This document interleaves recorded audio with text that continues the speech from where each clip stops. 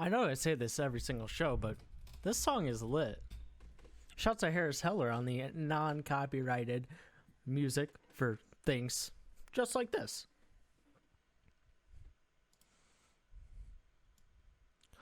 Welcome back to the Jmull Show on a Friday. Twitch.tv/110sports, 110sportsmedia.com/live. Thank you so much for joining us at the end of a wild week in this country, and for multiple reasons, a pretty underratedly wild week in sports. You know, we just talked about the NBA, and now we've got this situation with Clemson, and we talked about this last week, but this is one of the first instances in the country where somebody of importance like Trevor Lawrence, respected relative to their sport, contracts COVID-19. And it seems like Trevor Lawrence is recovering nicely, and he's actually going to be on the sidelines for Clemson at Notre Dame, but he hasn't passed that ACC protocol to be available for this game. Notre Dame in South Bend tomorrow night, November 7th. And so what that results in is Clemson has to put their backup quarterback, DJ Uiagalelei, into the gauntlet, essentially. But we got a chance to see what he could do at Clemson in his first game against Boston College. 5-star pro-style quarterback, 10th ranked recruit in the class of 2020, number 1 overall pro-style quarterback. Let me tell you a few things about DJ. 6'5", 245 pounds. He's massive. What's the one thing that everyone says about Cam Newton? When you stand next to him, you just don't realize just how big he is, and how quarterbacks aren't built like that until you stand next to Cam Newton.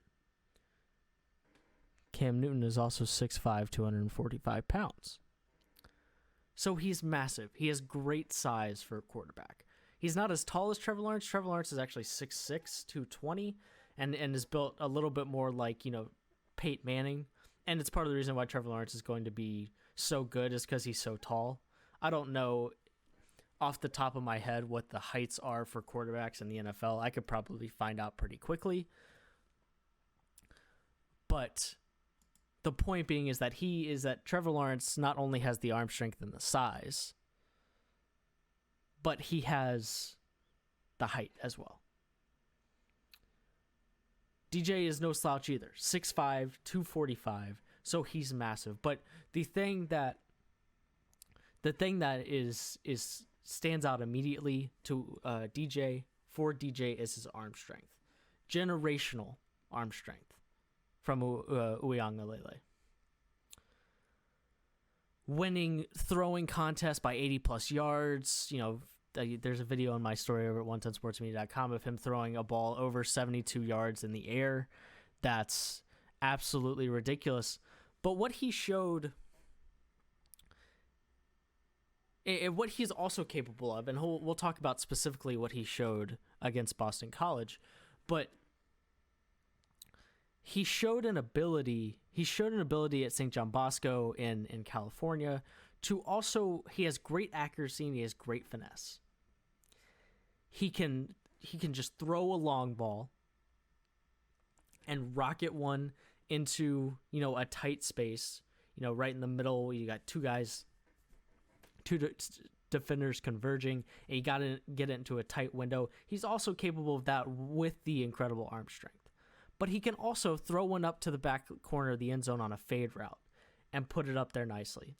He can, make a quick sidearm pass to a guy coming across the middle. And he's a quick decision maker as well, which is the first thing that I saw quickly in the Boston College game. First touchdown of the... First of all, this game was 34-28, not because of DJ. Meaning it wasn't close because of mistakes DJ was making. Clemson's defense was non-existent in the first half. They were down 28-13. And we'll get to why I think that's important as well. But he threw for 342, 2 touchdowns, ran for a 30-yard touchdown run as well. So 3 total touchdowns, 342 yards passing, 30 of 41, I believe, on passes completed to attempted. But the first thing he showed us was an awareness in the pocket, in college football pocket, that collapses quicker and you got better athletes running at you. First touchdown of the game was a quick little dump pass to Travis Etienne, but Boston College brought a defensive back, a safety, on to blitz, and it got picked up by nobody because Etienne was the other guy in the backfield, and he was part of the pass play. It wasn't like, stay there to see if you need to block somebody and then go out to the flat for the, progression, and if nobody else is there, you'll get the ball. It was definitely an important part of the play. And so nobody picked him up, and DJ, without missing a step, no hesitation, got it out quickly to Etienne, and Etienne did the rest, the best running back in ACC history. He took care of the rest. He also showed off some incredible arm strength. He had some passes, in between 4 defenders, and he just had to rocket it in there while being pinpoint accurate. And he was able to do that as well. He showed a nice ability to read the defense. His 30-yard run was an option where he sticks it in Etienne's guts, but then can take the decision to pull it back. He did that, took a lane that a truck could drive through, and that's how he got his running touchdown. But he showed a nice ability there. He didn't make very many mistakes. Anytime a quarterback starting for the first time in college doesn't throw an interception and throws it 42 times or 41 times, that's pretty good. Of course, you're going to make mistakes. You're not going to be lights out, but he was pretty good. The other part of this is that he was under pressure in this entire game. Not under pressure from the Boston College front 7. Under pressure in the sense that they needed him to perform to win that game. They were down 28-13 at halftime. They got some help from the Clemson defense. They didn't give up a point in the second half. But they needed DJ to go out there and score somewhere between 21 and 28 points in the second half to win the football game.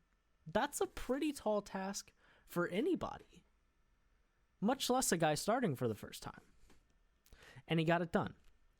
And he's played in some really big... There are a few players in the country who are going to find ways to play in bigger games than the quarterback of St. John Bosco will. That's the highest level of California State football, and you'll be hard-pressed, apart from maybe Texas, to find a state that has more high-level football, high school football, than California. As a junior, he lost a Mater Dei to end their season. As a senior, he came back, beats Mater Dei. He's played in big football games, and on Saturday it's a big football game, and it's one with a lot of pressure. I do think that Clemson's going to win this football game. I think Notre Dame, Ian Book is a solid quarterback, but he's more of a game manager. Clemson has a good defense against the run. The run is the biggest part of this Notre Dame offense. Kyron Williams, 12th in the country in rushing yards, and only 11 teams average more yards on the ground per game than Notre Dame. It's going to be a team effort, of course, but the question here is, can Uiagalelei keep winning games until Trevor Lawrence can come back? Because we're not questioning if he's going to take Trevor Lawrence's spot. He's not going to. But can he lead this team to a victory on the road in South Bend? The answer is yes, without a doubt. I have no reservations about that at all. He can absolutely do it. It's going to be really interesting, though. A game that was already going to have a lot of hype around it, now having the hype of it being DJ instead of Trevor Lawrence makes it even more interesting, in a game that I'm absolutely curious about. Some of the bigger games from this weekend, just real quick. BYU, Boise State, that's a top 25 matchup out west. That's actually tonight on Fox Sports 1. Tomorrow we'll start the day with Michigan at Indiana, which is, that's a Michigan team that it has a lot of pressure on them after losing at home to Michigan State. And Indiana is the lone undefeated team in the Big Ten East, along with Ohio State. They're 13th in the country. That should be a good one. Florida and Georgia at 2:30 on CBS. That's a neutral site game at TIAA Bank Field in Jacksonville where the Jaguars play. I'm pumped about that one. That should be a good one as well. I'd stay away from that betting-wise because it's a neutral field. Stetson Bennett is not a good quarterback. That Georgia defense is great. If it was in Georgia, I'd feel comfortable about that. But with it being a neutral site, I'm going to stay away from that one, even though Georgia is favored at 3.5. As 3.5 point favorites. And